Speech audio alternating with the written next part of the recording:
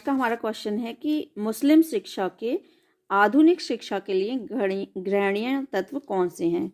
तो देखते हैं ऐसे कौन से तत्व हैं जो कि मुस्लिम शिक्षा में थे और जो प्राचीन भारतीय शिक्षा थी उसके अंतर मुस्लिम शिक्षा थी, तो उसमें ऐसे कौन से तत्व हैं जो कि हम आधुनिक शिक्षा में आज भी शामिल कर सकते हैं। तो वो हम देखते हैं कि ऐसे कौन से तत्व थे, कुछ उसकी विशेषताएं हैं जो कि हम आज की शिक्षा में आधुनिक शिक्षा में शामिल कर सकते हैं, वो देखते हैं।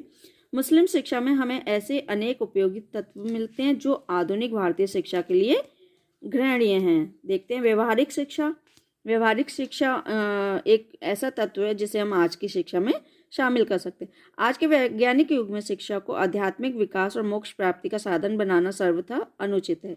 अतः यह आवश्यक है कि जिस प्रकार मुस्लिम शिक्षा में व्यवहारिक विषयों को महत्व दिया जाता है, उसी प्रकार भारत की आधुनिक शिक्षा में भी दिया जाए। व्यवहारिक शिक्षा प्राप्त करके छात्र समाज के उपयोगी सदस्य बन सकते हैं और साथ ही अपनी जीविका का सरलता से उपार्जन भी कर सकते हैं। दूसरा हमारा है तत्व जो कि मुस्लिम शिक्षा में था, जिसे हम आज आधुनिक शिक्षा में शामिल कर सकते हैं, निशुल्क शिक्षा। आपको पता है मुस्लिम शिक्षा निशुल्क शिक्षा थी, तो उसके लिए कुछ भी छात्रों को नहीं देना पड़ता था। तो ये इसका प्रमुख तत्व है जिसे हम आधुनिक शिक्षा में शामिल कर सकते हैं। देखते हैं मुस्लिम शिक्षा प्राथमिक और उच्च दोनों स्तरों पर निशुल्क थी। आधुनिक भारतीय शिक्षा प्राथमिक स्तर पर तो निशुल्क है, पर माध्यमिक और उच्च स्तरों पर नहीं है।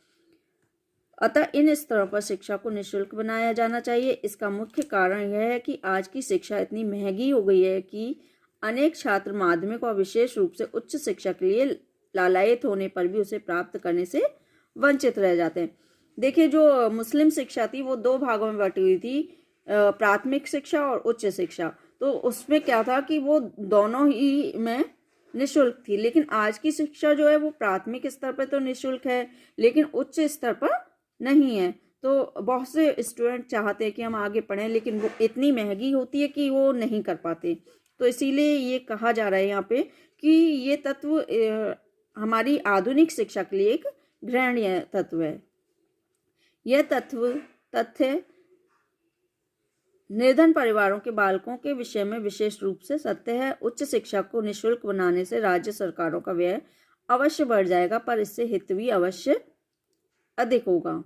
इसकी पुष्टि में यह कारण प्रस्तुत किया जा सकता है कि देश को प्रतिभाशाली व्यक्ति उपलब्ध हो सकते हैं जो प्रखर बुद्धि वाले होते हैं हुए भी उच्च शिक्षा ग्रहण करने के लिए अपने को असमर्थ पाते हैं।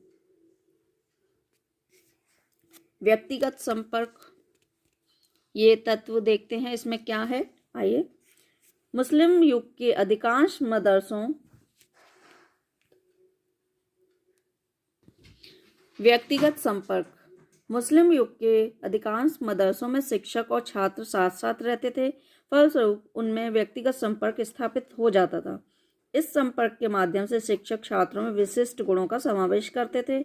आधुनिक भारतीय शिक्षा में व्यक्तिगत संपर्क नाम की कोई चीज नहीं है। यही कारण है कि छात्रों में उच्च श्रृंखलता और अनुशासनहीनता की निरंतर वृद्धि होती जा रही है। इसको समाप्त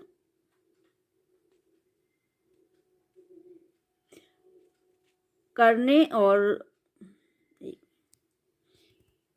छात्रों का चारित्रिक उन्नयन करने के लिए शिक्षकों से उनका निकट और व्यक्तिगत संपर्क होना परम आवश्यक है। अतः मुस्लिम शिक्षा में पाए जाने वाले शिक्षकों और छात्रों के व्यक्तिगत संपर्क को आधुनिक भारतीय शिक्षा में समाविष्ट किया जाना अनिवार्य। आगे है फोर्थ है ये हमारा, जो कि मुस्लिम शिक्षा का तत्व है जिसे हम आधुनिक शिक्षा में शामिल कर सकते हैं। ये हमारे लिए ग्रहणीय तत्व है, शिक्षक की स्थिति में उन्नति। आधुनिक भारत में शिक्षक की स्थिति निम्न से निम्नतर होती चली जा रही है। इसके लिए आंशिक रूप से शिक्षक पर मुख्य रूप से समाज और राज्य उत्तरदायी है। इसका कारण यह है कि ना तो शिक्षक को समाज में सम्मान प्राप्त है और ना राज्य का संरक्षण। अतः आवश्यक है कि समाज और राज्य दोनों ही उसके प्रति अपने दृष्टिकोण को परिवर्तित करें और उसकी स्थिति को समुन्नत बनाने में उद्योग करें। मुस्लिम युग में शिक्षक को छात्रों की भक्ति, समाज का सम्मान और राज्य का संरक्षण प्राप्त था।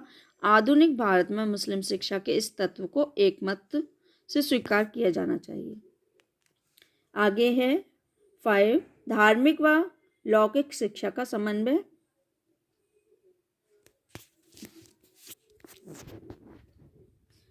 आज के भौतिकवादी